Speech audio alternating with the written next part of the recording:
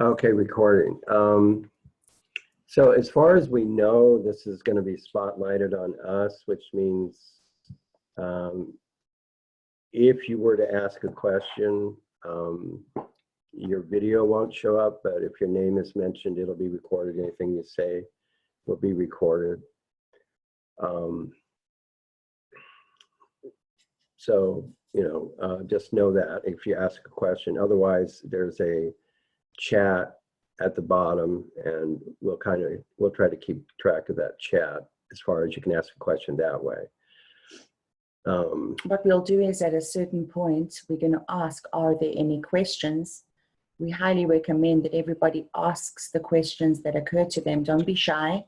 Say what you want to, if there's anything you want to understand or know, please ask. We like the live questions. So basically, we're going to talk about RASA, then we're going to talk about Kundalini, and then we figure there's going to be a bunch of questions. We'll open up for questions. Now, like I said, this is the first time we've run our own Zoom meeting, and as far as I know, you should be able to unmute yourself, so you're muted right now. But if you go up, look on the top right corner of your own picture, you will see an option there to unmute yourself. So you can unmute yourself and ask a question verbally. Also, the raise hand function at where it says participants at the bottom, you click on that, you'll see an option to raise your hand. But I like the idea of you guys just being able to unmute yourselves and talk, because there's not that many people, and typically not that many people actually want to talk, so it should work out pretty good. Oh, anything else? No, I can't think of anything else. Let's see here.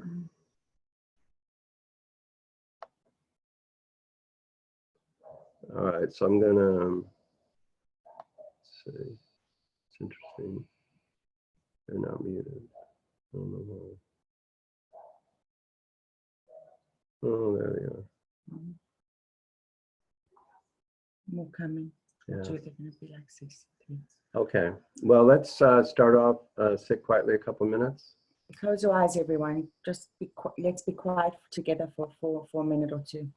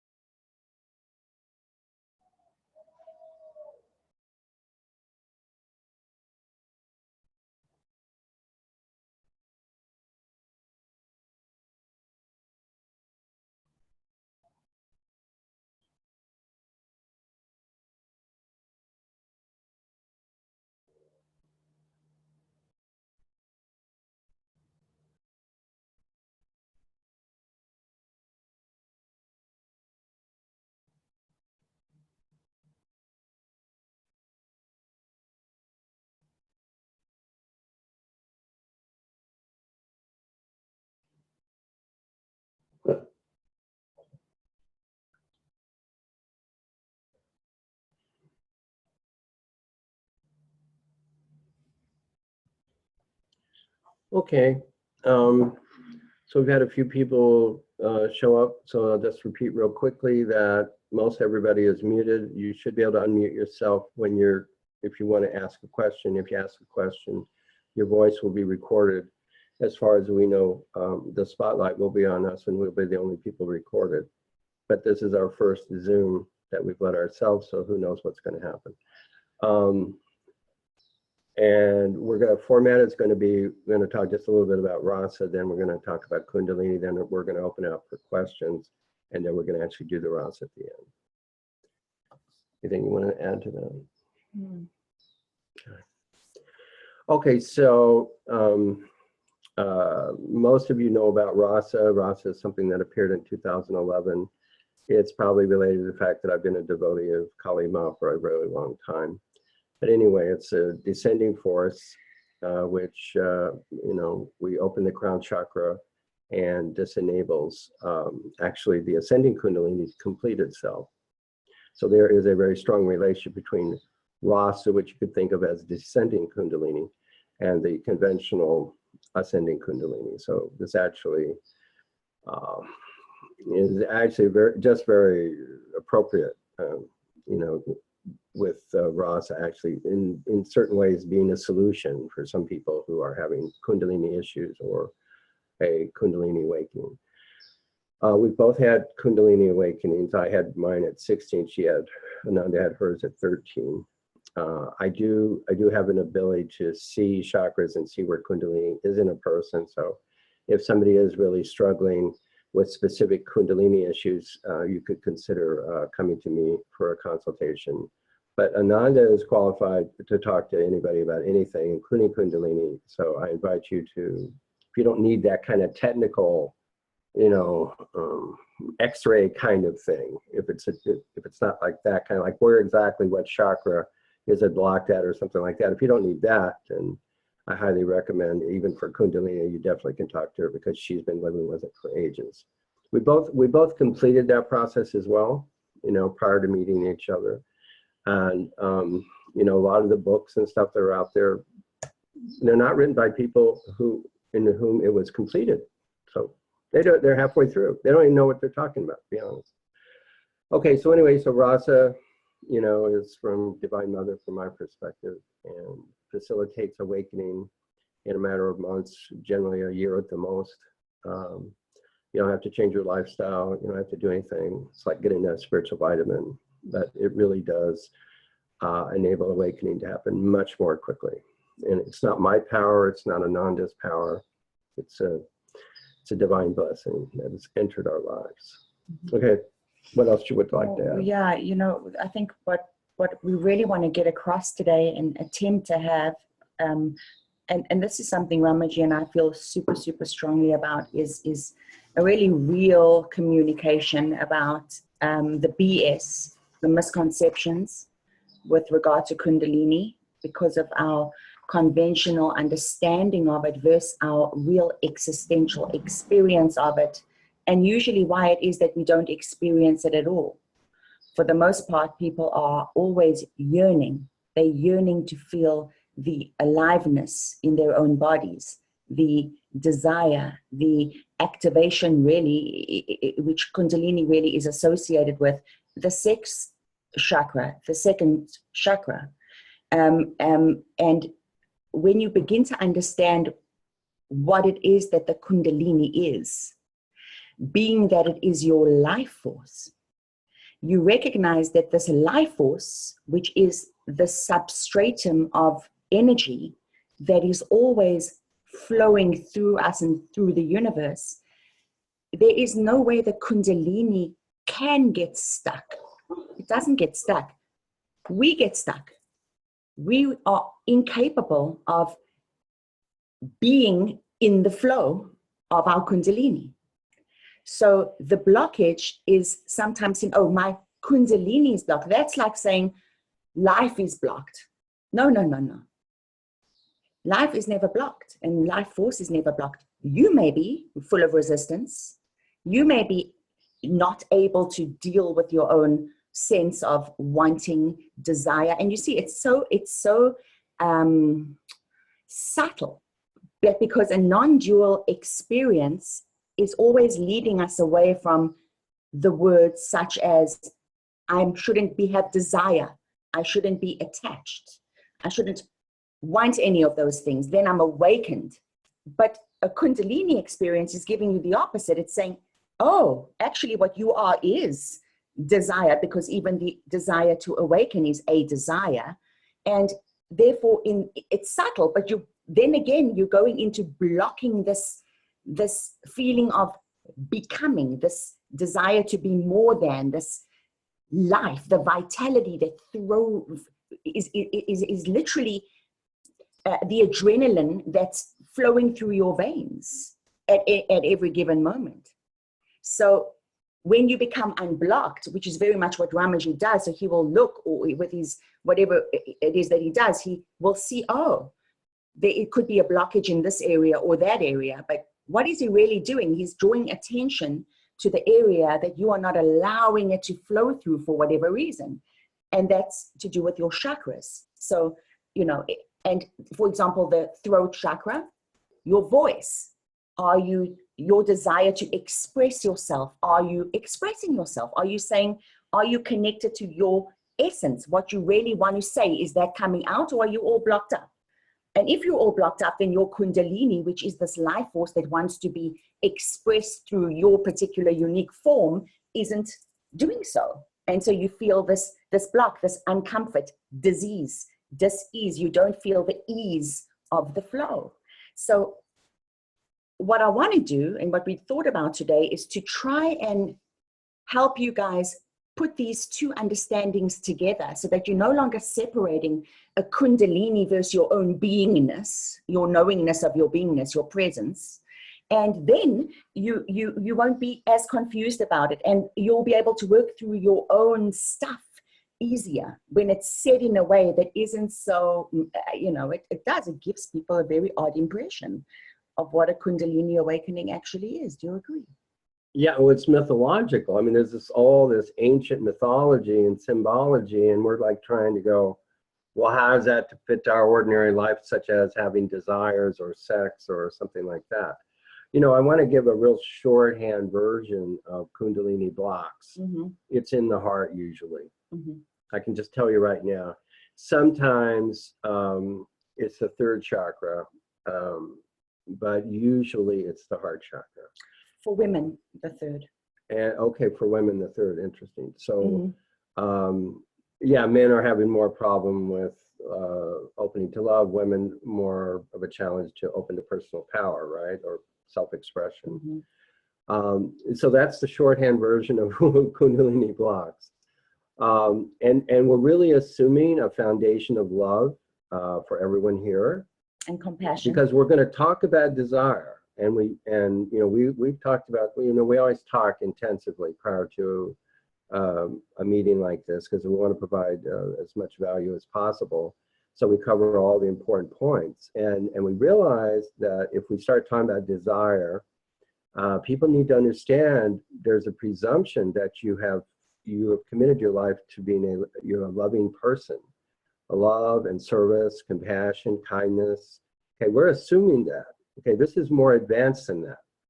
You know, and one other point I want to, and this is not for beginners. And one other point, if I wanted to make an essential statement about where Kundalini and non-duality and all of that come together, Tantra, it would be this. It would be that rather than trying to awaken Kundalini, cultivate and awaken your yearning. That, we talked about this, and we agree that really the experience of Kundalini is not necessarily this or that flashy experience, or the awakening of Kundalini is not this or that experience. It's that actual core, essential burning yearning in a person to be free, to wake up, to transcend whatever. But I mean, it's the yearning. That's the Kundalini. It's not this or that flashy experience, and people get confused by the experiences to think that's Kundalini. Really, it's not. It's going all the way through, all the way up to complete, means you go beyond experience. You're going beyond these experiences. So it's the yearning to be free. It means to be free of experience, not to get stuck in experiences. And so you guys all know the fact that you're all sitting on this call, to me, says you've all had a Kundalini awakening. Yeah. The fact that you're yearning for more, you're yearning to awaken, you're yearning to, the ultimate is not feeling the separation. And it's usually the separation to your own essence, your own Kundalini. So it's kind of brilliant the way it gets activated in a person, in that this yearning for more. Something's wrong, but you don't know what it is. And you go on this spiritual quest, so to speak.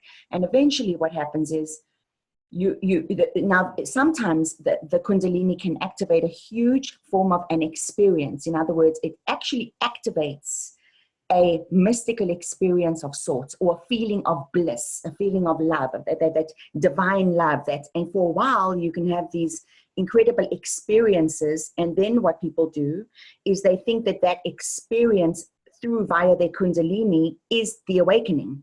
In other words, if they lose that experience, then they have lost their awakening. But what the Kundalini is really showing you is the dual nature of experience. It's giving you an extreme experience, because without an extreme experience, a normal experience isn't really recognized. So now you're getting both the extreme and the normal. But what is that really showing you? That what you are has got nothing to do with the experience. The only way to know that is by having the experiences. Yeah, even some universal law of experience, or like this bliss that you're in for days, weeks, months, that is not actually awakening. Those are side effects. And many, many people get confused. They will be in this special state for even a long period of time. I knew one guy that was in some bliss state for 10 years. So he thought that was it, and then he fell out of it and he thought he lost his awakening. No, he lost, so these extreme states, like Ananda is saying, they provide contrast to what is essentially the natural state. And also to the extremes. I mean, how do you know what is painful, what is pleasurable, what is beautiful, what is ugly, etc., except through the contrast? And Kundalini takes that whole mechanism of contrast in order to understand value to a whole other level. It is extreme, or it can be extreme, but the extremes are not needed. The experiences are not needed. Many people have a full Kundalini awakening and completion and have like no symptoms, no side effects. That if it's unblocked, it just goes up, In Zen, for example, they don't talk about Kundalini, but they certainly get awakened, so it's the same thing in different words. Well, it An is. awakening is a Kundalini, It's like the Kundalini awakens, and then if there's no side effects, you don't know what to call it. You just call it awakening. But if there's side effects, all of a sudden it's Kundalini. And then they make a big deal about these side effects, careers, and all this stuff. I mean, and we've experienced all this stuff. Don't get us wrong. We're not like poo-pooing and going, oh yeah, that's like the lower level. No. We've been through all of this. We enjoyed it. We were attached to it. We went through the whole thing.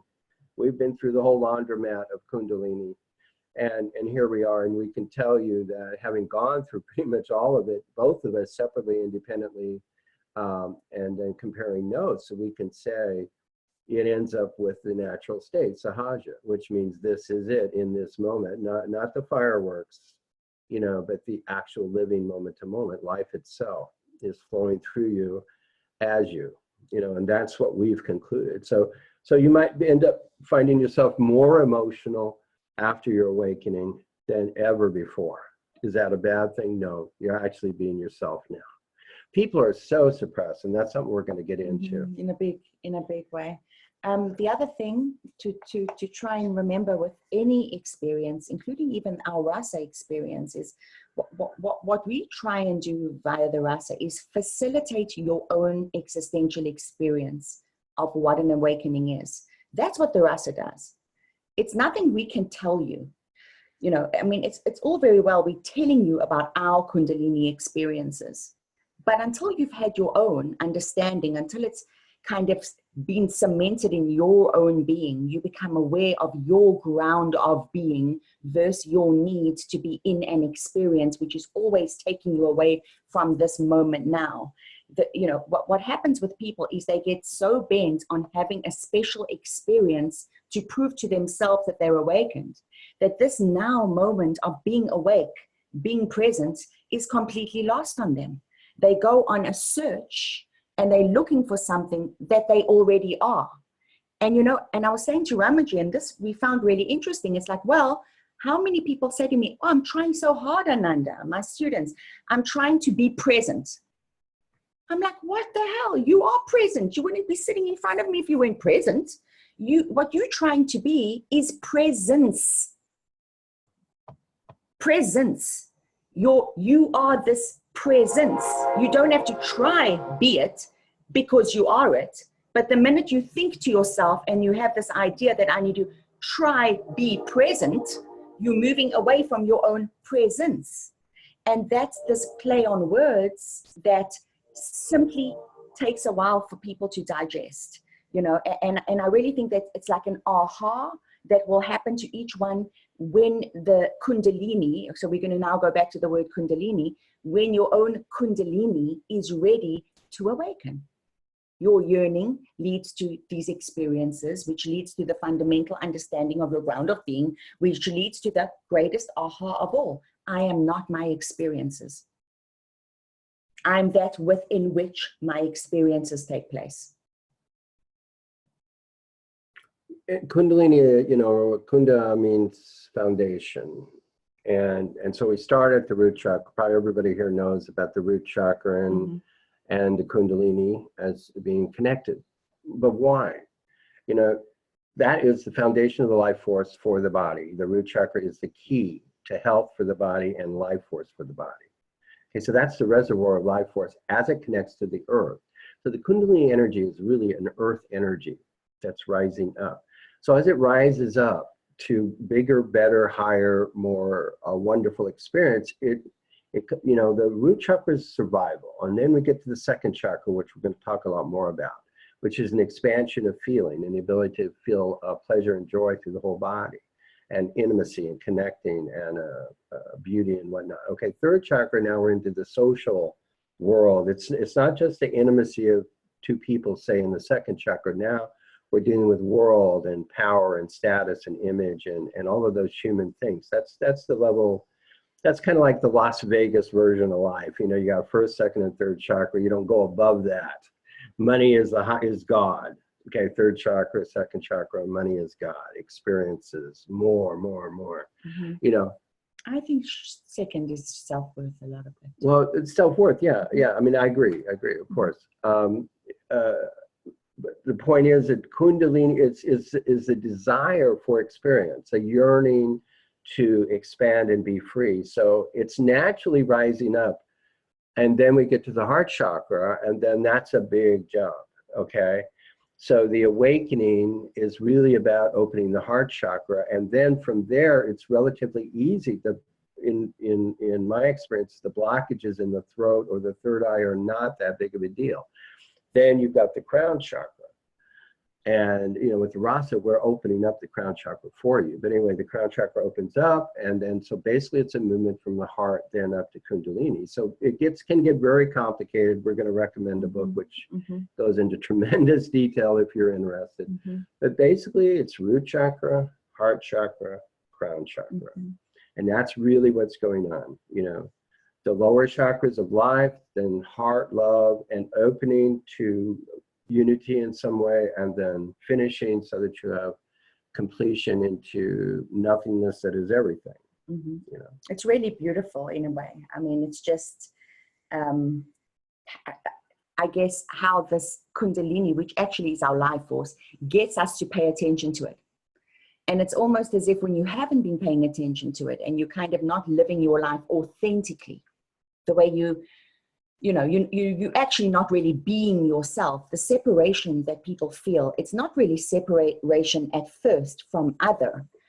It's separation from your own essence, the self that you are. You think you're the mind and the personality and the body, that's your thoughts, this idea that you are. The Kundalini awakens you to your essence. What is it that I am? And that activation leads to a seeker into really seeking. Oh my God, you know, I'm not the body, I'm not the mind. You have these wonderful experiences of bliss and orgasmic highs that are then followed by regular life or lows, but ultimately it's always leading to the finality, the knowingness of your own beingness, which is beyond an experience and can only be. And I think we should talk about the second one. Yes. Well, how about we just go through the misconceptions. Yeah, we were wanting to sort through what are some of the misconceptions that are popular about Kundalini from our point of view, and just try to clear those up real quickly. So there's 5 that we identified, and one is that people think a Kundalini experience will lead to a permanent awakening. Not at all. Never. Absolutely not. It's got nothing to do with it, really, because as we were saying, you could have a Kundalini awakening that's pure. No drama, no side effects, no kriyas, nothing. So anytime you start getting side effects and experiences, for the most part, that's resistance. Mm-hmm. You know, especially if it goes on for a while, it's actually fear. You're afraid of the energy. You're afraid of your own energy. Like your own energy levels. And that we're not saying that, you know, if anybody is having Kundalini phenomena or side effects, they're doing something wrong. That's not what we're saying. We're speaking in general and also speaking from our own experience. But if you don't block it and you're not afraid of it, it tends to move pretty smoothly through your system, you know, and at least move towards completing itself. And so, you know, this is the other point. People assume Kundalini causes a problem. Not true. It's their resistance. In most cases, we've seen that. Okay, now some people experience siddhis or powers, and this is a trick. It's a trap. Yes, in awakening, enlightenment, there is the appearance. There's a rising of a natural intuition. You actually begin to live intuitively, spontaneously. You live in a state of not knowing, yet you know whatever you need to know when you need to know it. You're like a little child. You're innocent and spontaneous. That's not the same thing as the siddhis. You know, the various psychic powers. They can be a trick, a trap for the ego, a sense of power. Now, when I had my Kundalini awakening, that is when my psychic abilities, ability to read aura, see chakras, etc., it did arise directly from my Kundalini experience. I was 16 years old. I was a regular teenager with spiritual inclinations, had the Kundalini awakening. Boom, next day, I had these psychic abilities. In fact, they were so strong, I actually asked for them to be taken away. And they, to some extent, it was taken away. It just sort of dialed it down. You know, I can still, you know, help people with it, but I was actually tempted to go on stage, be on, you know, go around the world, because I could do amazing things, you know, in terms of reading minds, I won't even go into it, but I'm just saying, I knew it was a huge temptation. And so I know for a fact this can be a trap. I almost fell for it, to be honest. Okay, so then the next one is just confusing the mythology, the symbology, the Kundalini snake in the 3.5 coils or whatever it is. That is just symbols. So if you want to meditate, contemplate on the symbols, the mythology, get to understand the meaning of it so you can apply it in a contemporary way, but please don't take it literally. The same thing with all the mantras and the symbologies and everything for the different chakras. In our experience, chakras are essentially spinning centers of energy. So it's more like quantum physics is what you ought to be looking at, you know, but if the symbology means something to you, fine. And then the last, but, you know, get to what the contemporary personal meaning is. And then finally, it's getting into your body as well. Well, yes, you know, exactly. The whole point of pointing out where the Kundalini is activated within you is, where do I feel the Kundalini? Where am I feeling my desire? Usually it's in the 2nd chakra, because we are human beings. But what I mean to say is, you can then learn how to move your awareness into different areas of your own body. In other words, you know, have you ever been having a conversation with somebody who's really annoying, and you decide, well, you know what, I'd rather just come from a place of love and kindness. So you move your awareness into your heart chakra, and then you're coming from that space. You learn how to use your Kundalini. Actually, you're not really using it ever, but your focus on it is what's showing you where it's working and where it isn't, you know. And so that's what the chakras are all about. Well, you've got this ocean of life force, or prana, or chi, that we're all living in. Okay, there's that. And then we've got our personal bubble of the chi or the prana. Okay, and then we've got Kundalini, okay, within the prana. And then we've got sex in the center of the Kundalini. So people think, okay, what's the relation between sex and Kundalini? Okay, well, sex is a subset, is a section of the Kundalini energy. So the orgasm can provide a mini Kundalini awakening. You know, it can provide a spiritual awakening moment. So, and that leads me to the fifth misconception is celibacy. We think, you know, we're not saying that in a handful of cases when somebody's being celibate and they want to, you know, they're being a saint and, you know, they're living this pure life. We're not saying that, you know, living that pure life. Nothing wrong with it. Nothing wrong with it. But for the vast majority, it's unnatural. There is no, in our opinion, there is nothing to gain by being celibate at all, because the main problem is suppression of the second chakra. That's it. So if you want to take something away from this seminar, this satsang, it is that provided you have the yearning and you have the love, okay, the only thing that's missing in terms of your awakening, in terms of Kundalini, is you must unlock your power. You must allow your desire. You actually embrace desire. Desire is the fire, and that is the Kundalini. So what she is talking about, this, you know, when you get excited, that's Kundalini. You know, don't think it's got to be some snake or something. That excitement is Kundalini. So when we say follow your excitement, follow your bliss, what are we saying? We're actually saying tune into and feel with your body. Your Kundalini. Your Kundalini, and that will take you higher and bigger and better. You're following your life It's force. that simple. The only way to know where your life force is directing you is via your emotional guidance system. What do I feel? Yeah, in your body, in your body. So you see all these, just like in non-duality with Kundalini, there are all these concepts, all these images, all this. It's so confusing. It really You know, is. it's You know, and then what happens is a lot of people get really bent on, again, the bliss. I need bliss. I need an extraordinary experience because my experience isn't good enough the way it is. And you're chasing. It's like chasing your tail. And then you get caught up in the cities. Some people, you know, they want to be all powerful. Again, it's subtle.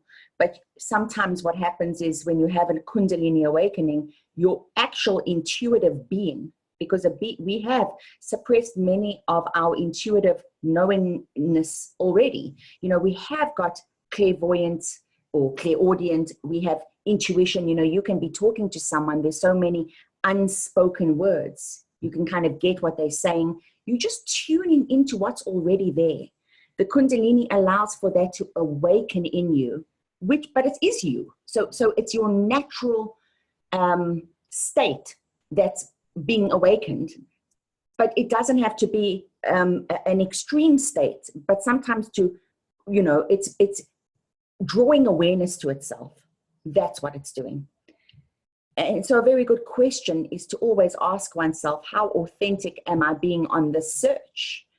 Am I really looking for some bliss, some state? Am I running away from what's really real and right in front of me? What's really going on? Versus this, you know, it's almost like you're driven by this word Kundalini, and a lot of people are, and it just is, it actually takes away from the true awakening eventually. Your inner guidance system, which is Kundalini. Okay, people they think, oh, I'm going to do these mantras, I'm going to do this, that, or the other thing. Okay, that inner guidance system, which is called Kundalini, that is the desire that is flowing in your body, that's flowing through your system. Mm-hmm. Desire is the Kundalini flowing through your system. Desire has gotten this really bad rap. For some reason, people got very confused about desire, and they think desire is bad. If you think desire is bad, you're screwed. Okay, desire is not bad. Desire is good. You know, what we're saying, like we said, the takeaway is embrace desire consciously, lovingly. It is life itself. It is the aliveness. Desire is the aliveness. Mm-hmm. All of this universe is here because of desire. You know, the whole thing, all of it, and everything that's happening, all the people, all the animals, all desire. Kundalini is desire. It's the desire of Shakti to have union with Shiva, right? Up at the crown, up at the Parabindu. That's what it is. It's desire. So you see, contrary to whatever you've read, and it's not actually so contradiction when you really understand it, We're saying when you desire, you know, it's really not desire is the problem, it's that desire is too small. Mm-hmm. Your desire is too small. Have big desire, big fire of desire. Mm-hmm. That's what works. That's what Kundalini is. It's the awakening of a big fire of desire as opposed to a little fire of desire that's content with watching TV. We're talking about a big fire desire that wants to be free, that wants to change the world, that wants to be like totally free and love and all of that. And you are already free and love and all that. So basically what it's doing, it's just drawing attention to what you already are. And that's the beauty of the Kundalini. And it really is.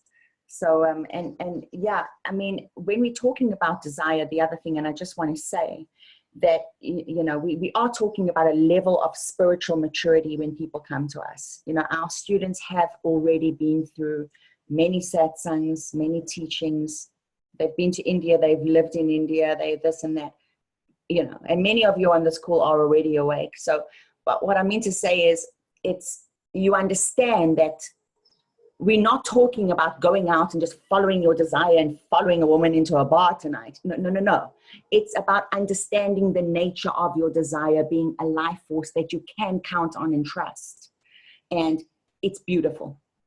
You know, I mean, even if it is, oh, I really feel like, I mean, in Gary G's example of post his awakening, I have this desire to act, and now he's in plays. He's following this desire. He's in Mamma Mia, and he's doing this play, and he's singing. He's never done it before. He's owning his Kundalini. His life force is taking him on a journey, and he's saying, yes, yes, yes, yes. That's what we mean. Yeah, we're talking yes. That's what Kundalini is. Kundalini is just the yes. The yes to life. You know, it's not some blissy, no. So you have people who are really filled with life, right? You know, and but it's again, they might be passionate about living and be very successful, or say successful in a sport. But the point we're talking about is this yearning is also Kundalini. So it's not just fulfilled desires. We're saying if you keep the tantric path, and we're teaching a tantric path, okay? You know, tantric meaning life. We are life affirming. Tantric is life affirming. It's not just sexual. Yeah, we're teaching a tantric path because the Western path is tantric. Yes. Okay, all this celibacy stuff, yoga, you know, I'm not yoga, but you know, all these things that are life denying come from the East. The West is life affirming. It's tantric. Eating meat is tantric. Partying is tantric. Having sex is tantric. It's all tantric. So we have to, that's what we're addressing here. Shake off the old, live the new, live here and now in this civilization. I'm kind of off eating meat. Well, I know you are, but I still like meat. But anyway, but if you like meat, that's fine. You eat some meat. But I'm just saying that we live in that culture where meat is, you know, anyway, yeah, you get the idea. I want to eat my meat. Just kidding. You guys all look so serious. Well, no, they're all very serious. Yeah, they are. Seriously awakened people. Yeah. Yeah, but you know, so see, it'd be like kind of like, you know, just to finish that thought on Tantra, where does Tantra fit in? Tantra fits in after awakening, you know, and what we're saying is Tantra before awakening is be very, very comfortable with your aliveness, your excitement, your desires. Don't suppress them. You see the problem, for example, problems with sex where people get involved in porn and whatnot. What's going on there? Actually, that's suppression. You see, because the natural state, you know, there's a judgment of sex which leads to weird behavior. You know, basically sex is an invitation to have intimacy with the heart, so that the heart, the fourth chakra and the second chakra are connected. That's essentially what Tantra is. And what we find, you know, we counsel couples and so on. And I used to be a Tantra teacher, traveling the world teaching, you know, Tantra at that time back in the 80s and early 90s. And what we have found over and over again is basically people are afraid. They're afraid to open up. They're afraid of their emotions. They don't actually even tell each other what they want, what they like sexually. You know, so there's no communication. There's virtually no opening. Well, they're afraid of their Kundalini. And what is that? You see? That's what they're afraid of. They're afraid of their Kundalini. So then that's the block. That's yes. That's exactly. a classic block. Exactly. You see, see how that comes back? You see how it comes back? That's what your our life point force, is. where it's pointing you, what you want, Whatever you're suppressing it. That's the block. Now it can't flow, you know? Mm-hmm. Mm-hmm. And so... and then you get some Kundalini energy flowing, but you haven't dealt with those issues, and look what happens, see?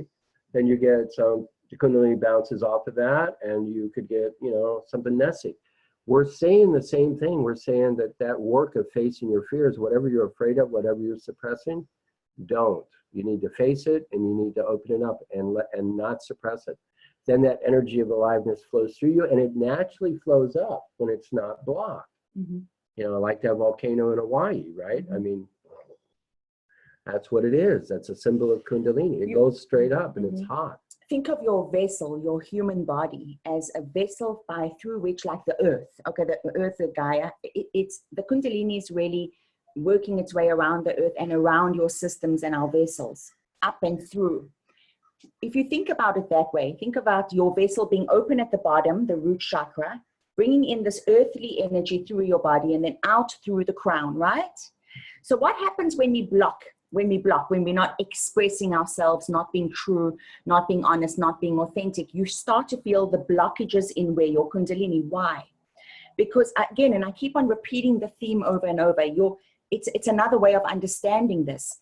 Your need and desire is to be creators and to share yourselves with life itself, because you are part of life itself, sharing itself with itself. When you're doing this, your Kundalini is flowing beautifully because you're getting energy, you're giving energy, you're getting energy, you're giving energy. Your natural ways of sharing via sometimes the sexual act, the loving act, the compassion, those are areas where you're able to share, you're able to give of yourself. And what happens is when you block those because you have fears of, I can't express myself, I can't say what I really what I want to really want, what I really feel, what I really want to do, that's blocking your flow of Kundalini.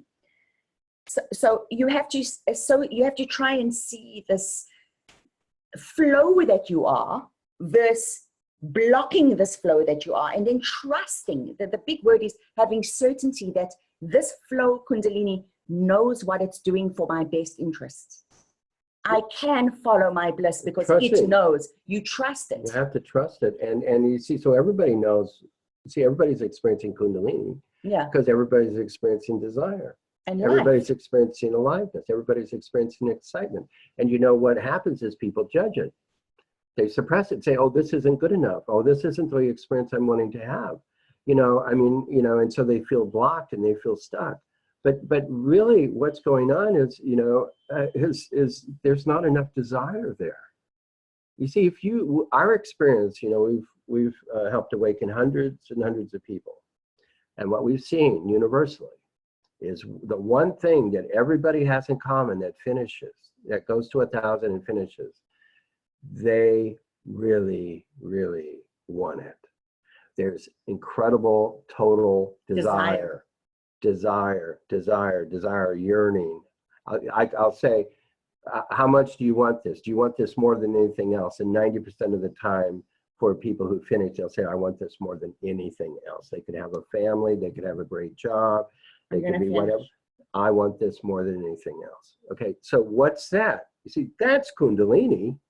It's that simple. Somebody asked Maharaj, needs to get out of Maharaj, what's the one thing a person should have? He said, earnestness, a burning commitment, a total.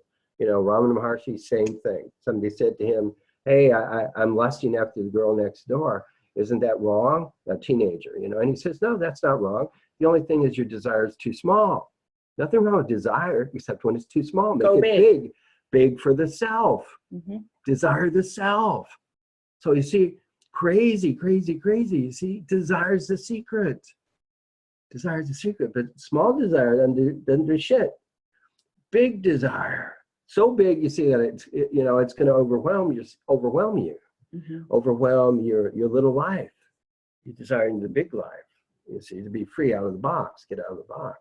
The other thing is important, which can happen. Again, a Kundalini awakening facilitates a frequency being heightened, your vibration. We've heard these new age words, but it's true. You are operating on when you're in bliss, what's actually happening, or you're in love, you seem to be operating on a different vibration. Often people will say to me, wow, Ananda, you know, since I awakened, or I was just feeling so good, and I went for a walk and people came up to me and started talking to me out of nowhere. They started to notice how their interactions start to shift with people because they are being more themselves. Their vibration is heightened. Now what happens is, and the problem is when people try sit and actively move their own Kundalini, it's like saying, oh, I don't trust you, Kundalini. I can't trust that you're actually going to do this yourself. I have to now come and interfere with you and get you to awaken. My awakening, I was 13. I never heard of a Kundalini awakening. I didn't know till I was 40 or in my 30s that's what had happened, because the word was, I didn't know the word. I didn't know what the hell was going on, in those moments. Did I activate it? Was I sitting in meditation at 13? No, it happens. It happens when your system is ready for it to happen, and who knows why. But so you don't have to try and make it happen. The more you relax, the more you find that it just happens. The yearning is the Kundalini. Okay, understand that. You don't have to do these things where you monkey around with the body. Okay, that's not actually a good idea, because it's it's too much energy. It can be a shock. It can be a shock for people. The yearning, and you've heard of the central channel. Okay, yeah. The yearning ensures it'll stay in the central channel. Okay, I mean, it's that simple. It's that simple. I would like to talk about the second chakra a little bit, get into that in detail, because there's a lot of confusion. In our experience, the second chakra and Kundalini are very closely related. Okay, so, but the second chakra is very poorly understood.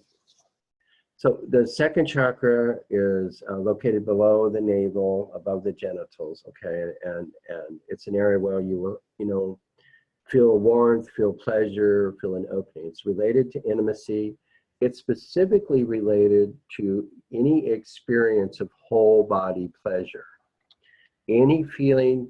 See, what happens with people is they tend to localize their pleasure. So they localize. Now, we're not just talking sexual pleasure, although sexual pleasure and orgasm is included in this. It could be eating ice cream or whatever does it for you as a food that gives you pleasure, a lot of pleasure. When the second chakra is big and open, then when you eat something that tastes good, or making love, or looking at a beautiful sunset or sunrise, anything that's beautiful, and you have feelings of pleasure, joy, bliss flowing through your body, when that chakra is open and allowing that, that's what makes it flood through your whole system. So you see, the key to this bliss that people are looking for from Kundalini is actually the second chakra, to have that really be open. Mm-hmm. So you're open to pleasure.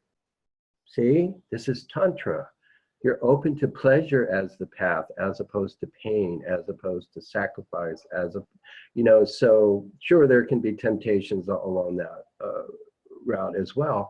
But the point is, opening to pleasure with your whole body is one of the best things you can do in order to awaken Kundalini and allow Kundalini to flow up. Mm-hmm. And most people don't even know they're not doing that. They have trivial experiences, and then they become bored, and then they want to go watch a movie, and that's some form of external stimulation. They don't understand. All you have to do is open up your second chakra and encourage yourself to feel, and encourage a whole body feeling, maybe with your breathing, but you just open up and, let it go. And you will feel so much pleasure, so much bliss in your body.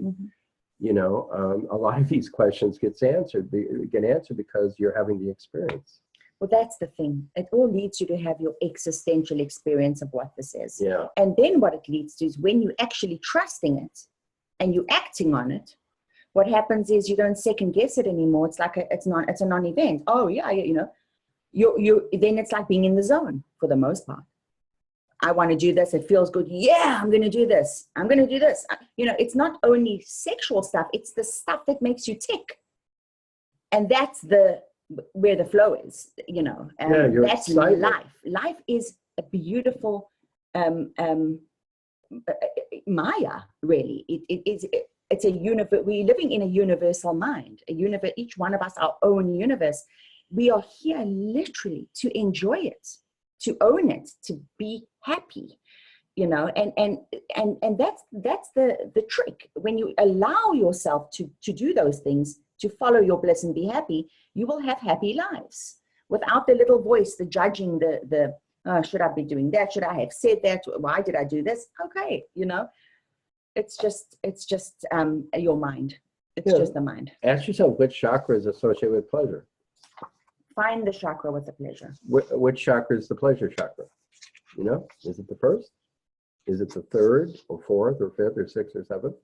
In theory, say the fourth, because then you can experience the bliss of universal love, and you know, the seventh, because now my crown chakra is open to the universe. But no, in terms of the body, which chakra? There's only one chakra that's directly associated with unbridled, unlimited, full-blown whole body pleasure, and that's the second chakra. But they all lead to the heart. Yeah, well, you want to connect it to the heart, which is why we say this has got to be love-based. Don't fool yourself. This has got to be love-based. So many people, I mean, you know, back in the day, I had studied with various Kundalini teachers, and I knew Kundalini type seekers, and you know, they're basically trying, what's the word? Well, they're trying to activate your Kundalini. Well, they're trying to take a shortcut. You know, they're thinking I'll bounce up and down on something, and you know, and that'll get Kundalini going. And you know, they're really not being loved. They're not coming from. They're not wanting to follow the path of love. And you know what? You're gonna get. It's not gonna work. You know, you take your shortcut, and you know, trying to game the system. No, it's got to be love. It's got to be genuine yearning, sincere, earnest. You know, your heart, your God, the truth inside yourself, your true self knows everything, knows exactly what you're up to. You can't fool your own self. No. You know, and you can't fool Kundalini either. No, you won't be able to. But I will say this much, not everybody feels a Kundalini experience. In other words, we have plenty students that will have a most unbelievably flawless, beautiful awakening, seekers for 50 years, 60 years. And they've never really felt a real, well, what we call real. They have already, their Kundalini just is working. You don't have to have a Kundalini experience in order to awaken, and the two aren't necessarily even associated. Again, it's leading you to understand the nature of experience, duality, so that you can find the ground of your being, which is actually has nothing to do with what your experience is now. It just is your experience now. So it's never trying to change the experience, because you are the experience. You are this presence, always. You can't be otherwise. So you don't have to find the presence, because you are the presence. But instead, what we're doing is now we're trying to find an experience too, because the presence itself can seem what? Why do you think we're looking for the bliss or the excitement? What is the presence? Boring? I've heard that word used. Oh, it's so boring, just sitting here being in my presence. Why is that? Why are you bored? Because the nature of life force is to desire, become. I want more. That's the Kundalini. More. I want to do this. I want to do that. I want to experience more. So you all are having Kundalini all day long. You just don't know. You don't realize it. And so we want to draw attention to your own realization of your own Kundalini, which will lead to your own existential experience of what this all is. And it will make sense to you in your own unique way. Because discussing the way it makes sense to us is, once again, that was my experience. It is absolutely meaningless to you guys. You know, I'm not interested in telling you how this should be for you.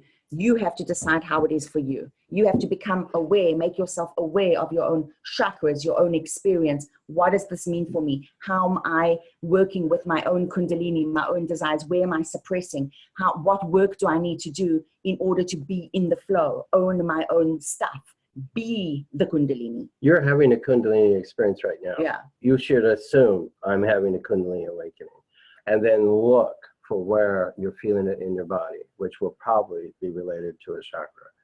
But you know, you're already having the Kundalini awakening. That's the point. Don't seek one. You know, so once again, it's the fire of desire, big desire, embrace desire, open to pleasure. This is tantric. Kundalini is tantric. Okay, and But tantra is also a loaded word for many people. yeah, You hear tantra, and we have this whole understanding that a lot of people have. Oh, it's wild sex or orgies, or who knows what people think. Tantra is life. When we say tantra, we mean what gives you joy in your life, the existential experience of life, your senses, the experience versus the thinking about the experience, living in your here and now. I'm talking. Are you listening? Are you really listening? Or are you thinking, oh, what's Ananda saying? I don't get it. Does she look nice today? You're not really listening to me. You're judging my words. Is that voice quiet, or are you actually listening with your being? Okay. I'm giving them no, it's all good, baby. helping them recognize the difference between presence and then trying to be present, and understanding when your mind's getting in the way. And Tantra is experience, the sensual experience of being alive. The aliveness is it. You see, the aliveness, that's what we're trying to say. I mean, she's alive in her way, I'm alive in my way, and you're all alive in your way.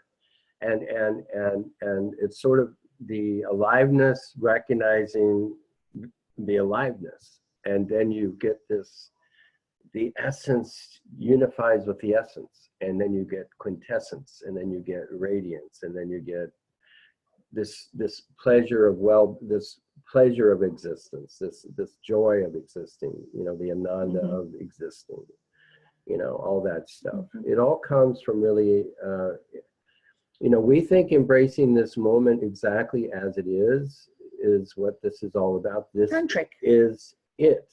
The only reason people don't think this is it is they think something, well, two reasons. They think something else is it, and they're not actually experiencing this fully.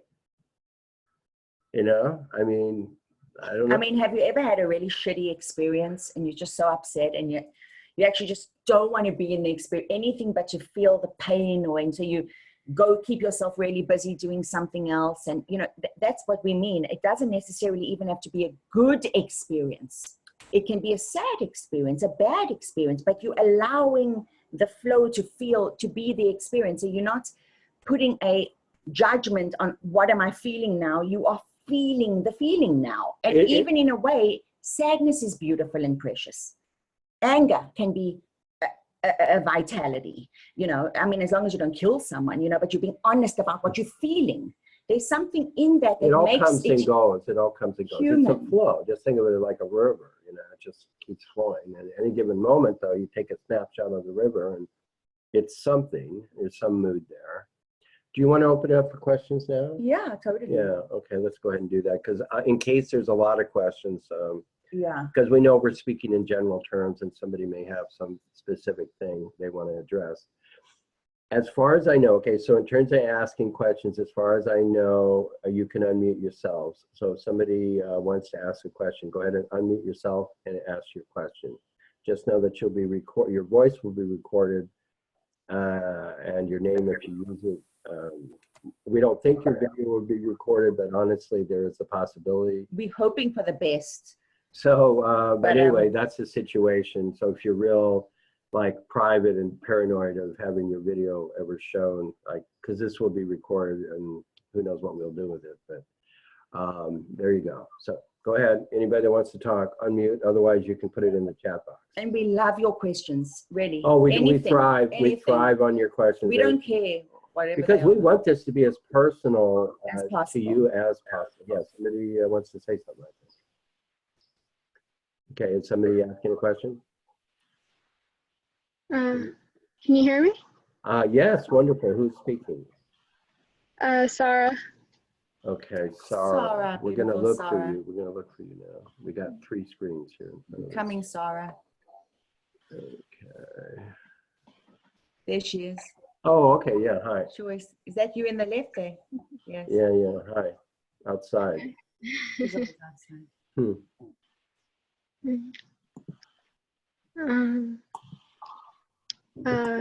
Thank you. You're welcome.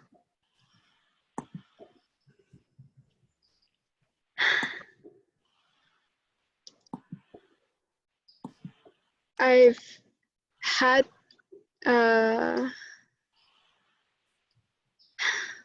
wow. I've had this block in my throat. I'm a little nervous now.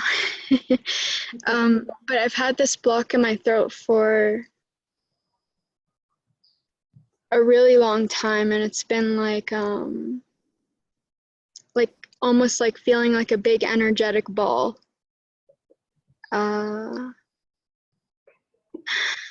And sometimes it gets really intense, to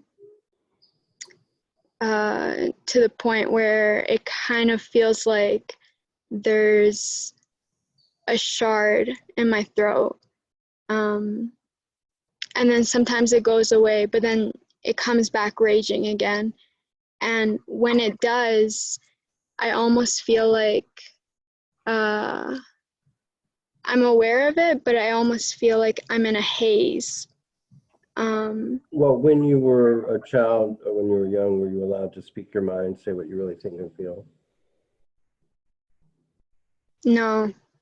All right, so that's something you should start doing, is you should start owning, acknowledging and owning what you really think and what you really feel, and start saying it. I think Sarah's in a difficult situation. Well, okay, fine, I understand, but I'm just saying you want to see the connection, okay, between that and this block. This block is actually blocking your speaking.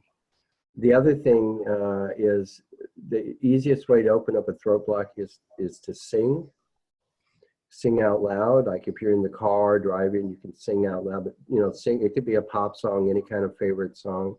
Do that 15 minutes a day. That's actually the fastest and easiest way to clear out a throat block. Mm-hmm. And then the other thing is just in terms of, oh, you can scream too. Yeah, absolutely. And then the other thing that I see is probably if you accept the past life theory, if you believe in past lives, I do believe you were an Indian, and you had an arrow go into your throat, and that pointed object actually is an arrowhead. It's like a flint, primitive kind of flint arrowhead.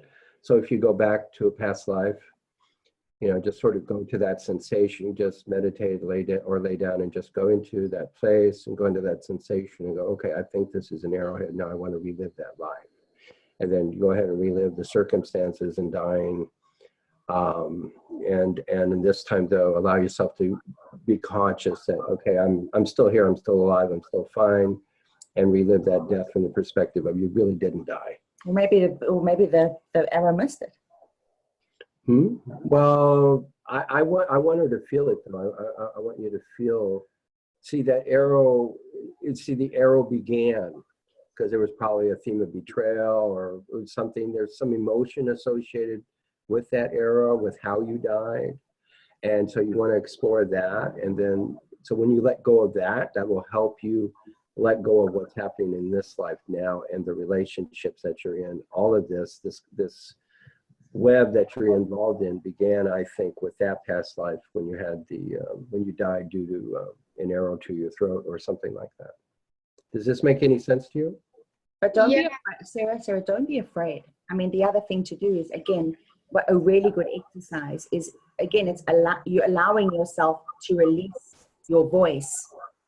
And I know, in circumstances where you don't feel comfortable speaking your truth or you shut down a lot, that's not going to work. So what you could do, again, sing, go into nature, somewhere you're not going to be heard, and scream. Scream, let it out. You're going to unblock the chakra. You're screaming. You're not holding it in. It's blocked. Yeah, and go back and relive that. It actually is going to be very easy for you to relive that life and let go of that trauma. And I really think that's where this began, and the people that are in your life now that you're having any trouble with, I think they might be from that life also. So you'll actually be able to resolve a lot of things without ever having to deal with anybody if you just work through that past life trauma that is specific to your growth. So the letting go happens by fully reliving? that past lifetime? Well, you go prior to, well, yeah, whatever you're comfortable with, you go, okay, I think this is what happened. And then you just basically go, like watching a movie or, just it's basically a meditation. It's a meditation with a theme, okay, that, I died with this arrow in my throat, and what kind of life was that? How did I feel? How did that happen? If you want to, it's very interesting. It's all about yourself, so you get to learn more about yourself. Yeah. We can't go into it. Really, it's just a matter of you've got the information, so go meditate, explore it. And if you don't want to do that, don't. It doesn't have to be complicated. If you want to, there's more information about past lives and past life clearing. But really, it's about just meditating and with that theme, and just see what comes up. Yeah, I've had a lot of visions of being annihilated many times in past lives for just like representing truth and going to speak truth, and so would you recommend any of these lifetimes as they come again in my field to just fully live, like feel them through, like all the emotions that were attached to them? And well, I don't know. I can't really answer that question. I'm just giving you specific advice about one lifetime. I'm just inviting you to actually do that. And then after you do that, then you can deal with other lifetimes. Okay, this is, as I see it, the core lifetime having to do with, this lifetime now. So we need to move on, if it's okay, to somebody else now. But thanks. So please don't use too much time on past lifetimes, Sarah. Worry about this lifetime. Yeah, a couple of meditations, a couple of weeks. We're not talking the lifetime thing, just take a month and do this. I think you'll like it. Feel through the blockage. Where am I blocked? Why am I blocked? And feel the why. And once that happens, you'll... Yeah, we have lots of questions. Okay, we got some more questions. Is that okay, Sarah? Yeah, okay. So somebody else, unmute yourself and speak. Can I speak? Yes. This is Lynn. Hi, Lynn. Hi. I feel very, very blocked all over. I think now I do. I had a Kundalini awakening when I was, I think, about 17, and it came up and it went through my forehead. And even at that time, I was thinking, oh no, it's supposed to go through the top of my head. And then I told myself, well, you don't even know what you're talking about. And I don't know if I still know what I'm talking about. But just lately, and with circumstances in my life now, I feel very almost crazy in my mind, like in this the middle of my head, and there's a lot of fear, and it's fear for the present circumstances, but there's also my whole life has been filled with fear. Every morning I have to deal with this, and and I love the truth, and that's the only thing that's important to me. There's a lot there. Yeah, so what happened with your Kundalini awakening? What happened after that? Actually, I was away from home for the first time, and it arose, and I wasn't afraid for 3 months. It was just amazing. I mean, I could relate to people. I was. And then what happened?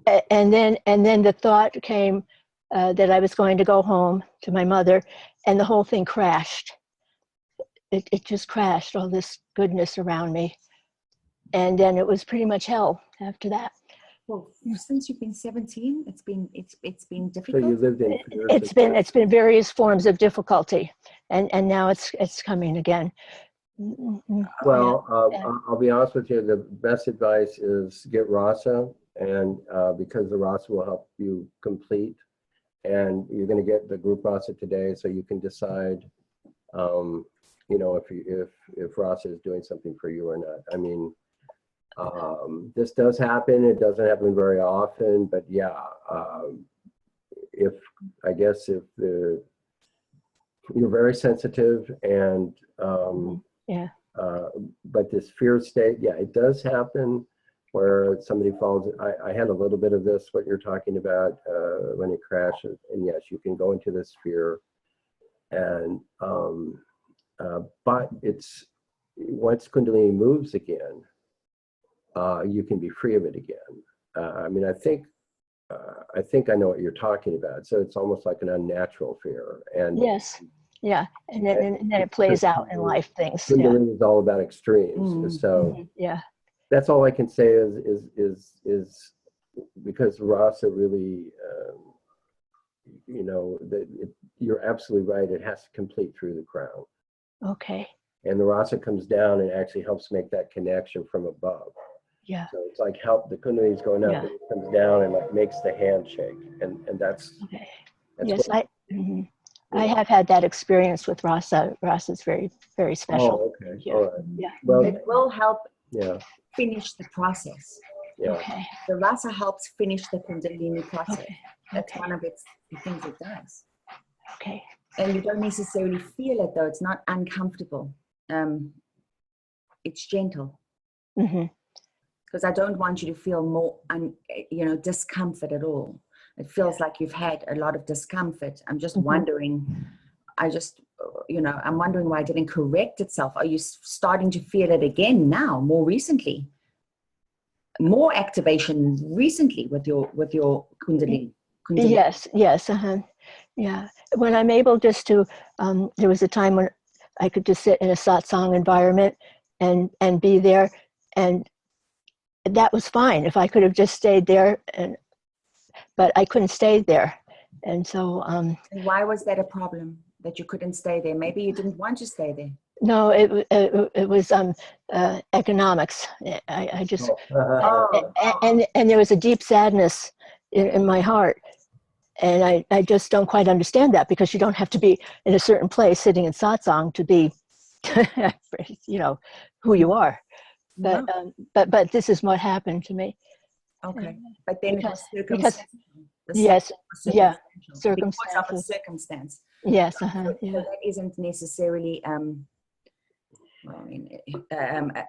Kundalini experience. That's a circumstantial sadness because of the economics and not being able to stay in a satsang. Or am I not getting it right? Well, I think she's talking about needing an environment providing special support, and under those special protected conditions, she was able to relax, and then the Kundalini was able to assert itself again. Okay. Whereas when ordinary daily life, she's stressed out and she's afraid. Is it something like that? Yeah, something like that. Yeah. Yeah. Yeah, unfortunately, it's beyond the scope of this satsang. Yes, it is. Okay. If you want to come to either one of us, we'll be happy to work with you. But generally, just get Rasa, frankly. It's one thing. Okay. So, thanks, Lynn. And I will say this: I will make a prediction that your Kundalini is moving again because you're ready to finish. Okay. That's my intuition about this. So please, to the best of your ability, let go of the story about the past. Okay. It is the past. Okay? Yeah, forget the past. And we wouldn't say this unless we really believed it. Yes, I know. Thank you very much. So there's a vibe you have right now, but we can both feel it. There's a quickening that's taking place in you. We can feel it. Yes. It's going to burn through the fear. Okay. Okay. I wasn't sure in the beginning when we started talking, but I am now. I feel it. The fear could be it. Well, in a way, yeah, that's actually what it is. Yeah, exactly. Okay, we're going to move on, Lynn. Thank you very much. Lots of questions. Yeah. Thank you. Yeah, you're welcome. Okay, somebody else, please unmute yourself and speak up. Hi, it's Frank here. I'm sorry, who? Oh, Frank. Frank, okay. Yeah, thank you both. That was wonderful. So I've been in the habit since before getting Rasa, of checking nearly all my thoughts using kinesiology. And it's always, there's a feeling of an energy flowing down into my hand for the yes answer, and for that energy not being there for the no answer. And what you're talking about sort of makes sense. So I'm asking, is that Kundalini? Because, for example, yesterday I had the thought, okay, I need to read another of Ramaji's books. So I checked the thought. It said yes. So I went to Amazon and I went through all the books and I said, which one do I need to read? And it was the Pure Natural Awareness meditation book. And what I read was exactly what I needed to read. So yeah, I mean, is this normal or? Yeah, it's normal. Yeah. Everything's Kundalini. That's what we're saying. So yeah, it's wisdom in action, the flow of life, wisdom in action when it's unblocked, unobstructed. It's handing you a gift all the time. So, you know, you're not afraid, Frank. I mean, you're going with the flow, you know, you're trusting. That's what we're saying. This is it. It doesn't go beyond this. I mean, it is just the full realization of that, living that way, living spontaneously, trusting like a child. Doesn't make you special, makes you ordinary. Yeah.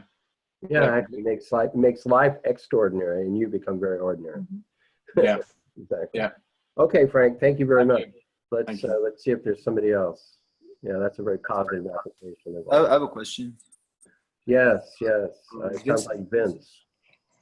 I don't know. You kind of, I guess, kind of already answered it. But I was thinking, when I think of like a crown chakra finished state, I feel peace. You know, thinking about it. But when I think about Kundalini, like it doesn't really feel peaceful at all. You know, it's just like so much energy. It's like almost like the river flowing into the ocean. Mm. The crown is the ocean. So it's a river that flows up into an ocean, and then once that personal river is merged with the cosmic river, then you have that peace. And then the individual river can continue, you know, but the fundamental ground is known to be this, you could say, perfect peace or imperturbability, this unshakable presence foundation, which you could call peace, you know, a total let go, you know, no fear. So, yeah. Being. Yeah, so, yeah. Well, you're doing good, Vince. We know that. Mm-hmm. But you're right. The crown chakra per se is felt as peace, just as the second chakra could be called joy. You know what I'm saying? The fourth chakra could be called love. The crown chakra could be called peace. So I agree with that. Okay. And the root chakra could be called survival. Yeah, or life. Life. We're all alive. Okay, let's go to somebody else. Great that we have all these questions. We love it. Okay, somebody else, unmute yourself. Hi, Satya here. Speak up. Give us your name. Around 20 years back, I had... Can you speak louder? We're having trouble hearing you.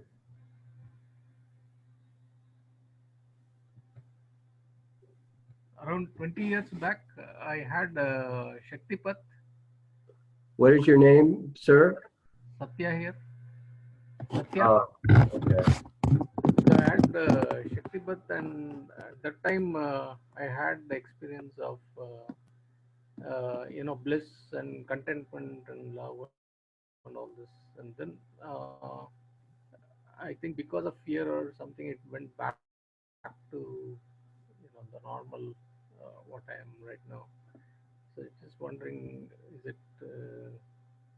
after that I've never experienced in the meditation or anything, probably. That's what. Yeah. Well, that's the point. Exactly. And you're bringing up a very, very important issue, which is the issue of receiving Shaktipat. You know, from our point of view, RASA, you could call RASA a form of Shaktipat if you want, but it's really different in that we do not just provide experiences. The RASA has the ability to take a person up in consciousness, and when it takes them up, it leaves them there. They don't fall back down. If they just had an experience and fell back down, neither one of us would be sitting here because we wouldn't be doing this. Okay, but what you're talking about is what we're talking about, that essentially you become afraid and the fear shuts it down. You know, so what can you do? Well, I mean, you get RASA, of course, but you can face your fear. Understand that if you weren't afraid, then probably the Kundalini would have continued on up. It really is fear. I thought he did. I thought I heard him say that. And he's also, you know, you were saying you had a blissy experience. Yes. and then you haven't been able to have that experience again. No. Do you want it again? Is that what you want? Yes. Yeah, is that why you're a seeker? Because you want to feel blissy and alive and So basically, I just want to. I had for like 2-3 months, the life was moving like you said, in a very. I was fully self-expressing myself, but all those things kind of feel shut down. Like the self-expression which I had at that time was Well, so complete. well, what we're suggesting to you, Krishna Swami, is that actually you may have had more of an awakening than you realize. That actually you may have had a spiritual shift of some kind, but like we were saying earlier, Kundalini can awaken, and in everybody here, basically it has, and it awakens, and in some people they get this bliss experience, which is like a side effect. It's like the exhaust coming out of a car. Okay, it's an exhaust. It's a leftover. It's a side effect. But they confuse the bliss or whatever love experience with the awakening. We're saying the awakening is being able to have more clarity about yourself, about the nature of how your ego functions, your separate self, doership, It's about awakening, not about bliss. The bliss is a temporary side effect. It could last for months, but it goes away eventually in most cases, okay? It's, and the real bliss is the bliss of being alive itself, the joy of life, the joie de vivre. So, you can look at yourself and go, instead of looking for bliss, see, if you're out chasing bliss, you're not going to be looking at yourself and going, for example, maybe you're kinder now, maybe you're more gentle, maybe you're more loving, maybe you're this, that, or more awake, aware about different things. That's what this is about. It's not about a special state.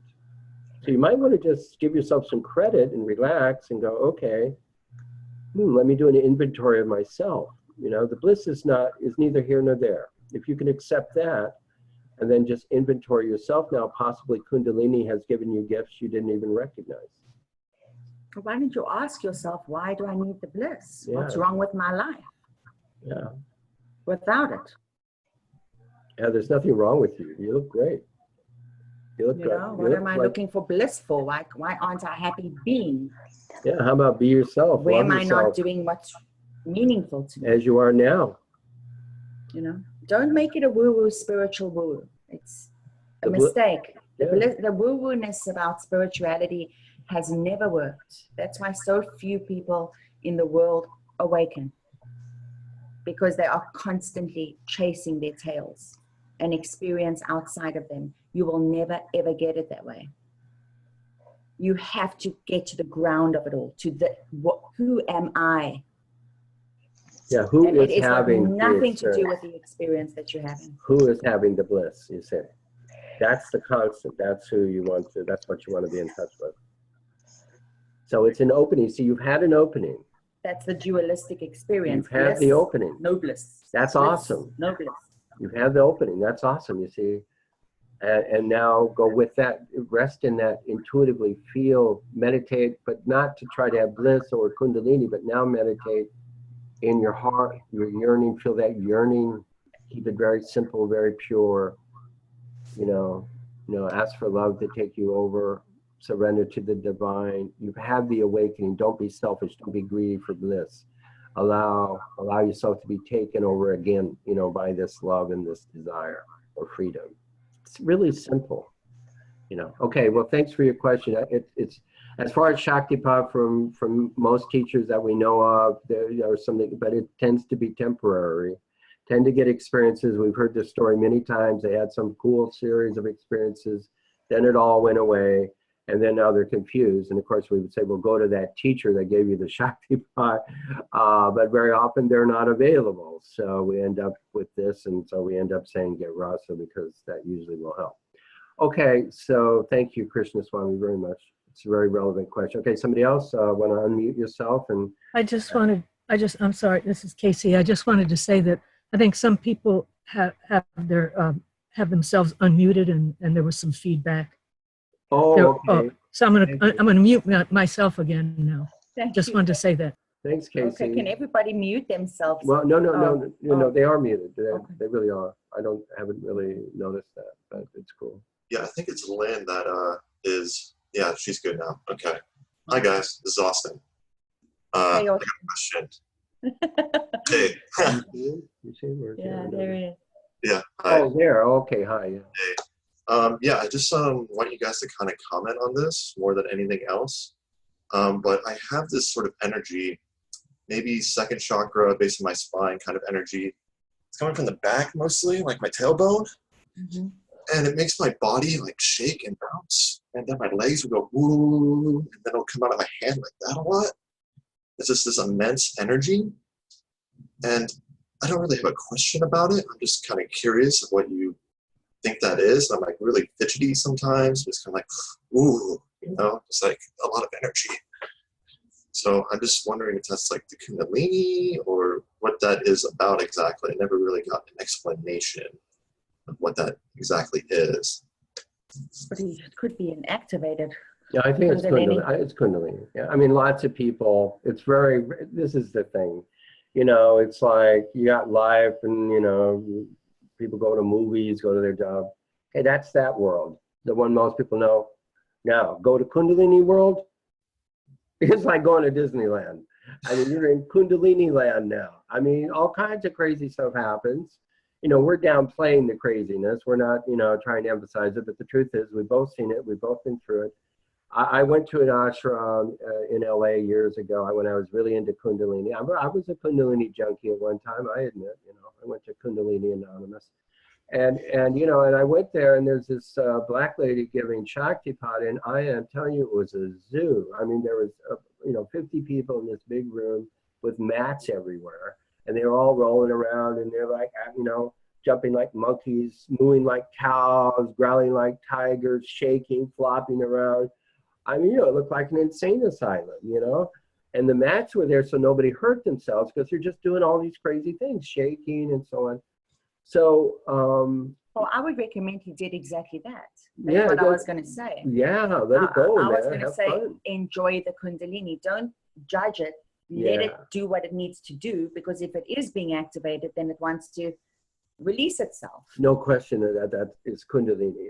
And, you know, you've got channels in the arms, the legs, you know, any kind of, you know, I mean, yoga will really help. Any kind of back stretches, back arching, you know, like you can get over a barrel, you know, like one of these barrel things on the ground, and then, you know, lay on your back and lay on your stomach.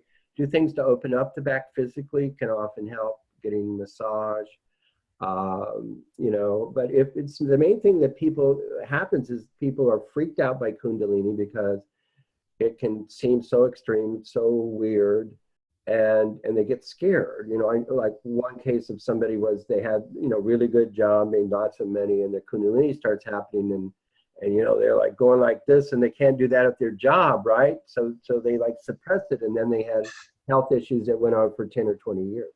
So, and they had to leave, they lost the job anyway. So what should that person have done? He was afraid of it.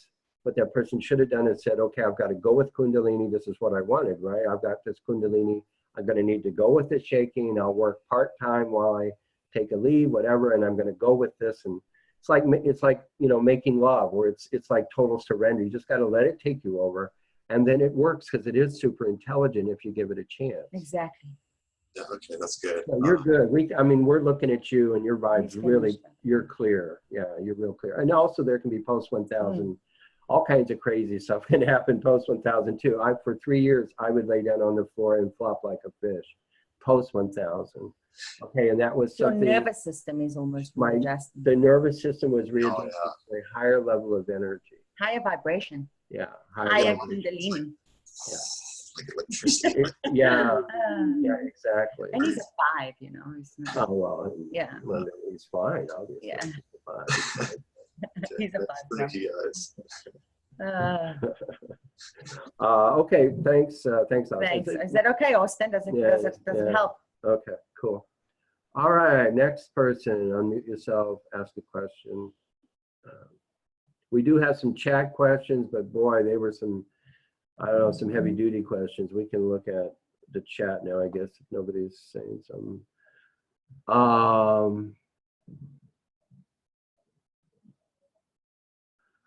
Yeah, we're saying Kundalini, we're saying that Rasa comes down and completes the ascending Kundalini mechanism. Okay, because Kundalini could be defined as going up to the crown chakra and then Parabindu, which is above the crown chakra. And we're saying Rasa comes down and completes that connection, which is can be very challenging to connect with. Okay, let's see, my Kundalini feels blocked. Yes. Well, the Rasa will clear blocks. It has its own intelligence. I mean, sometimes what it does is help somebody with a health issue, relationship issue, work issue, personal confidence issue, shame issue, shame and things like that. Unworthiness can block Kundalini awakening, can block spiritual awakening. And so the Rasa will work on that area. But it's not psychological only. It's always working so that the Kundalini can flow, go to the heart, and then go to the crown, like we were saying. Yeah, well, Kundalini in the heart area. Well, you want to again turn up your aspiration to be free. You know, love is the answer in terms of life, but the personal answer is freedom. And so if you have intense experiences of love in the heart, then you want to recognize that that's the foundation now for non-duality. And for going to the crown chakra and just desiring to be totally, completely free. See, that's a different thing than love. Actually the two together is what the answer is. Okay, do we need to clean the Antakarana or central channel, Sushumna, and all the chakras first before allowing Kundalini? No, we're not saying that. We're saying basically, if you are in touch with love and you are committed to living a life of love and service and compassion and kindness and perhaps devotion, if that's your path, then you're good.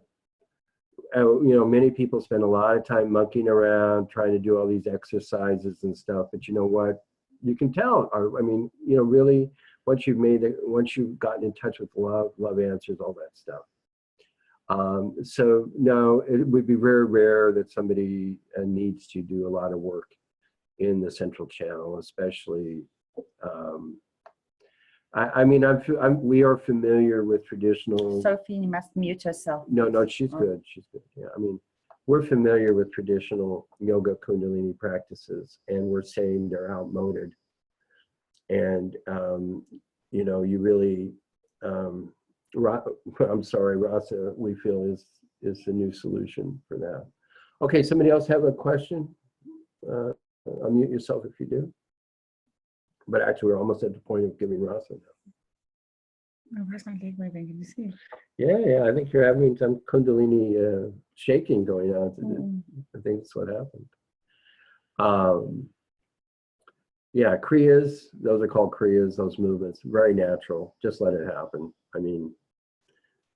We've both been through that. It's very normal. And the best thing is just let it happen. Okay, we've got something to chat. Oh, no. Somebody's asking, is there a way to contact the other participants on the Zoom? No, we're not set up for that. Yeah. Everybody wants to chat. Yeah, okay. Sorry, but it's not really what this is about.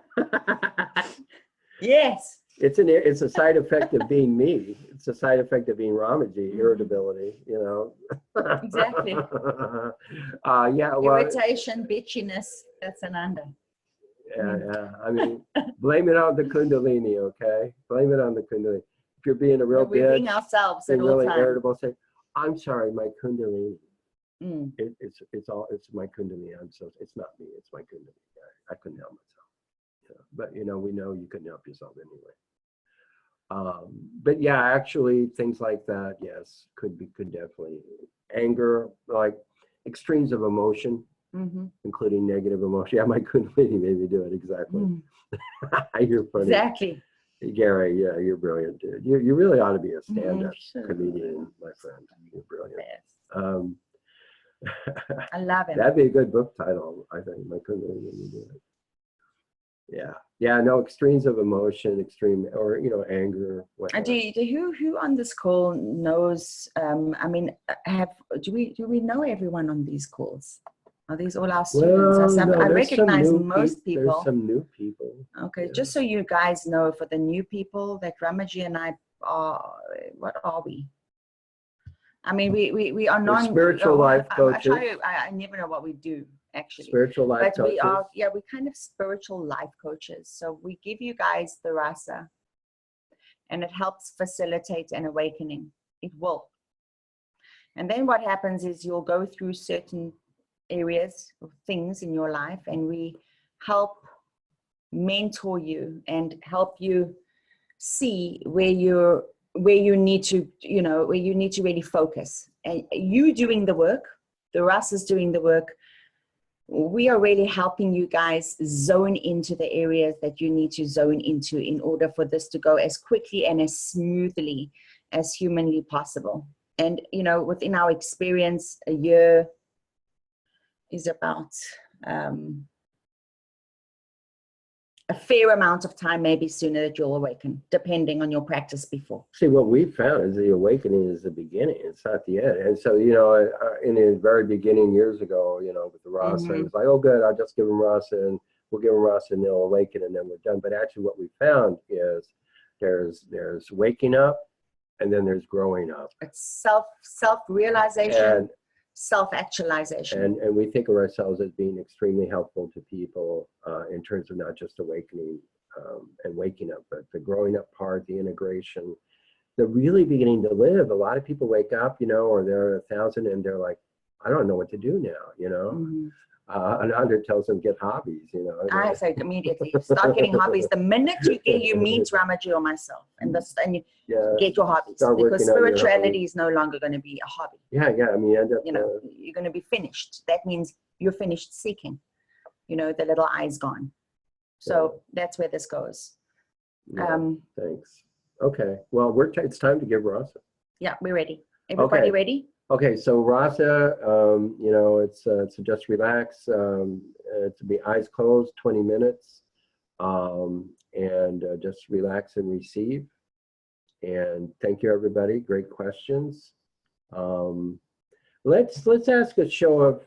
Would you want to do a number 2 on Kundalini, or do you think we kind of did it today? We don't have to do it anymore. It's up to them. I mean, I'm happy. Do you want to ask a show of hands? Yeah, I'd rather move on to a more fun topic. Yes. You want to move on to another topic? Okay, so then let's ask, unless they want more. Oh, you want to ask? Okay. Who would like a new topic? We kind of thought we'd do these monthly satsangs, but we really want to zone in to topics of confusion that people are. So would you like more Kundalini, or do you want a new topic? Well, no, just one more on Kundalini the next month in July, or does somebody say yes to new topic? So you want Robert to? Okay, yeah, you say yes to a new topic. Okay. So you want any RASA givers to give RASA today, or just us? I'd say just us. Yeah. I'd say, okay, just us today. We're going to give RASA, just us. Okay. Yeah. Okay. Well, it's looking like people want to have a new topic. So this chat is being recorded. So what I suggest is, since it looks like people want a new topic, let's take a moment if you want to mention a few new topics. We'll take a couple minutes right now. If you want to input to us a new topic. Anybody got any topics they want to have us do a satsang about? Post 1,000 ups and downs, manifesting with surrender. I love manifestation. We could do another one on that. We love that subject, yes. Self-actualizing after awakening. I'd love to do integration. Integration's a really good one. Okay, stuck at 580. Get more sessions. Yeah, enjoy. Okay. Soulmate. The other thing I'd like to do, I don't know if it appeals to you guys, but there's so many words in the spiritual community and the lingo that is so, it's almost deceptive. You know, like when you say to someone, I am spacious awareness. You are spacious awareness. You're aware. Of course you are. You know, you don't have to try become spaciously aware. You know, you are spacious awareness.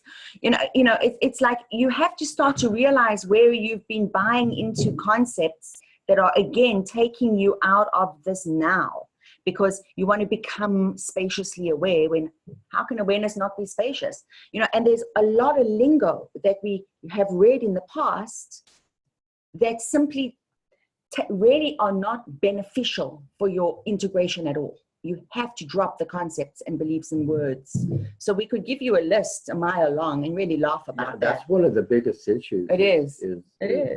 People No get question. stuck on the concepts and forget that this is It's the about biggest load of bullshit. an experience. Yeah, it has to be an experience. Um, Now, when you work with either Ramaji or myself, get ready, because I can't stand bullshit.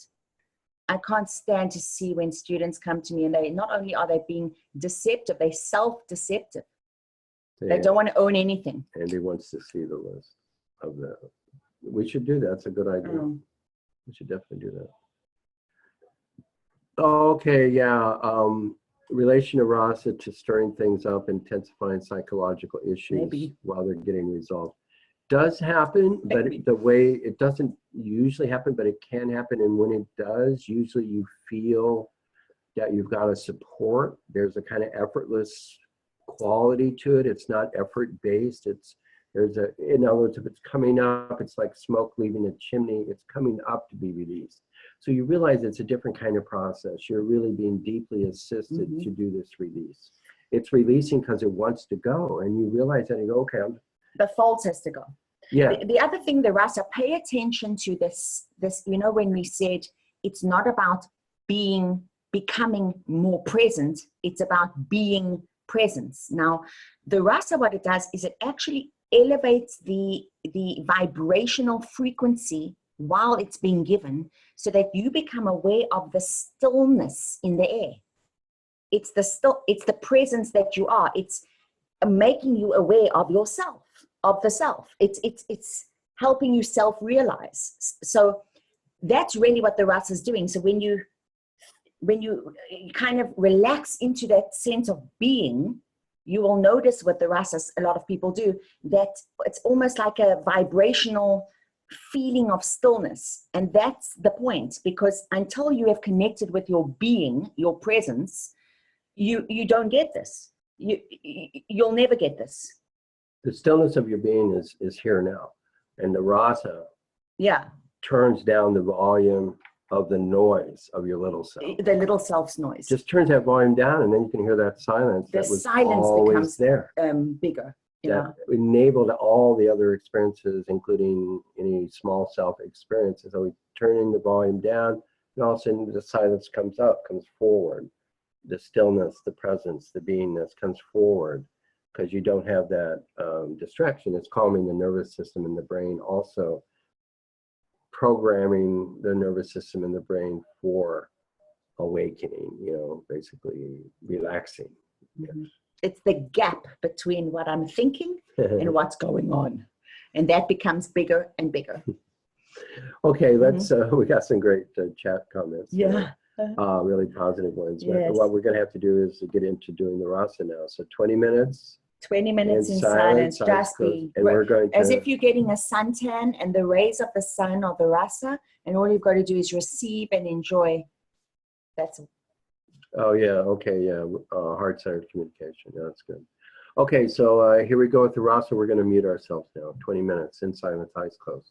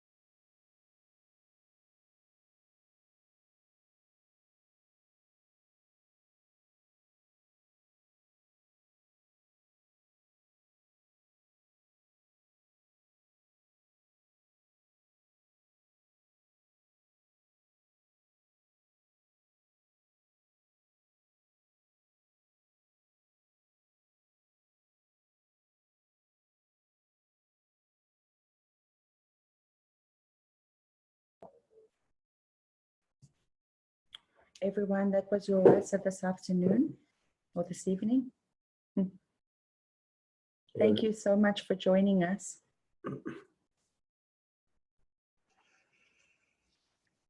It's been such an honor. It's so many familiar faces and quite a few new faces. What a lovely mix.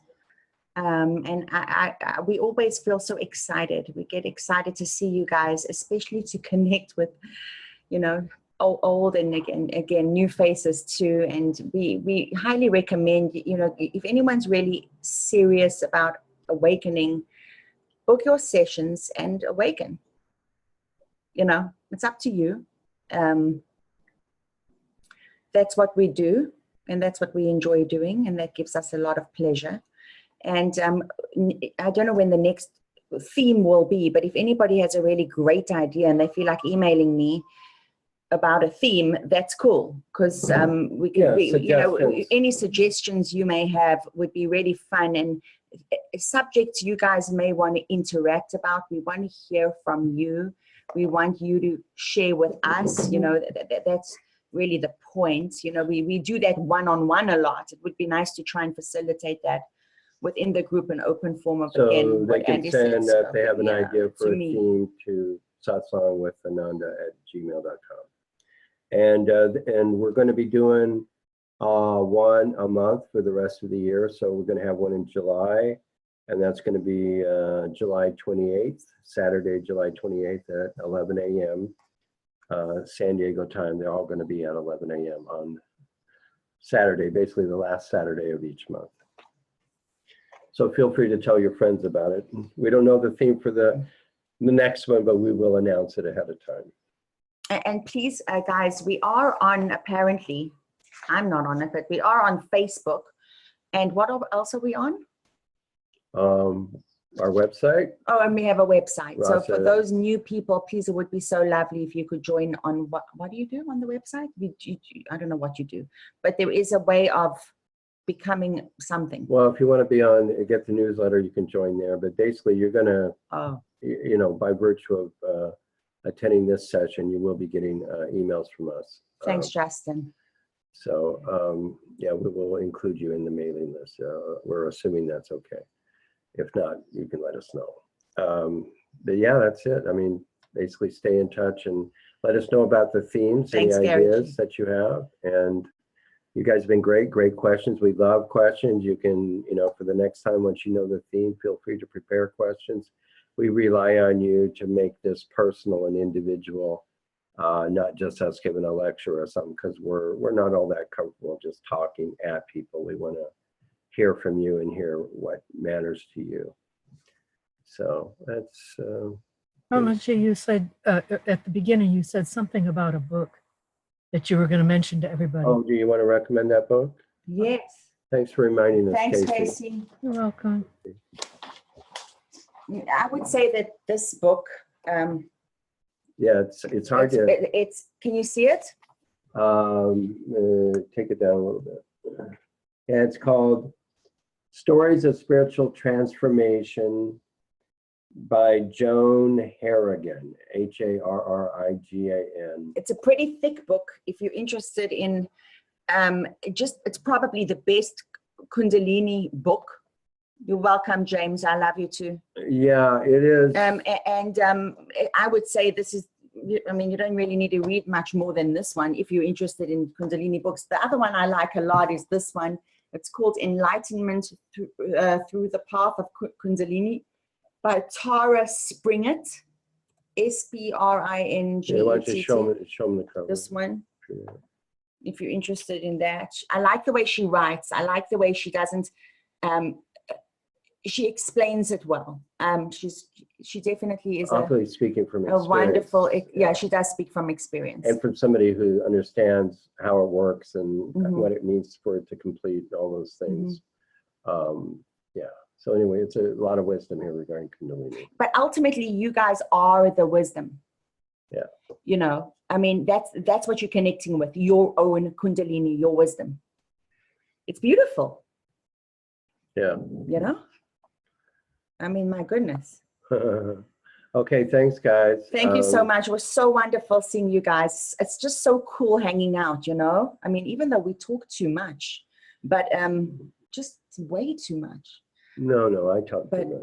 yeah, you definitely talk too You much. don't talk. But too anyway, I don't talk. Do you think I talk too much? much. No, you don't. No. We want to hear more from you. I have Sag rising. Yeah. Ah, Okay, all right. So we're Okay. gonna go. It's really nice seeing you I guys. love you guys. Have fun. Have a fun weekend. Go have fun. Okay, we're gonna end it. now. Bye.